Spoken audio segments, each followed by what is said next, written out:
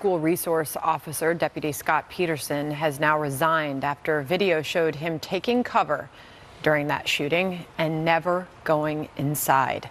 Phil Keating is live from Parkland. Phil? Yeah, the whole strategy from school districts to police and sheriff's department after Columbine High School's massacre 19 years ago replaced in its severity and death toll by what happened here just 9 days ago, Stoneman, Douglas, with 17 people killed by the alleged attacker, Nicholas Cruz. Well, the strategy now is if guns start firing bullets inside of a school, all officers responding immediately storm the hallways and classrooms and engage the suspect.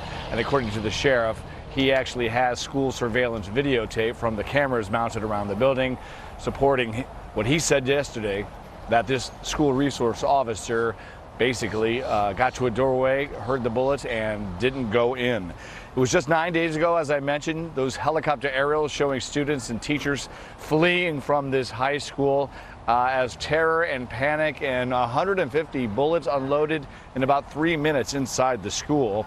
And now Scot Peterson, who was on the force for about 30+ years, and just 4 years ago was awarded School Resource Officer of the Year. First, he was suspended by the sheriff yesterday afternoon, and then Peterson just resigned and retired, as he can do. The sheriff told everybody how sickened he was at the inaction. What I saw was a deputy arrive at the west side of Building 12, take up a position, and he never went in. So what should he have done? Went in, addressed the killer, killed the killer.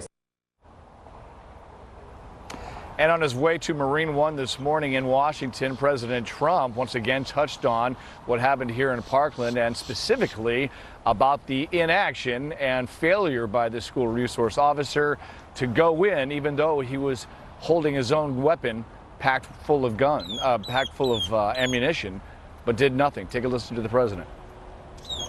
When it came time to get in there and do something, he didn't have the courage, or something happened, but he certainly did a poor job. There's no question about that. He was there for 5 minutes. For 5 minutes. That was during the entire shooting. He heard it right at the beginning. So he certainly did a poor job.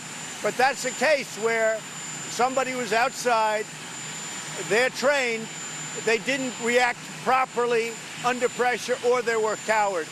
It was a real shot to the police department.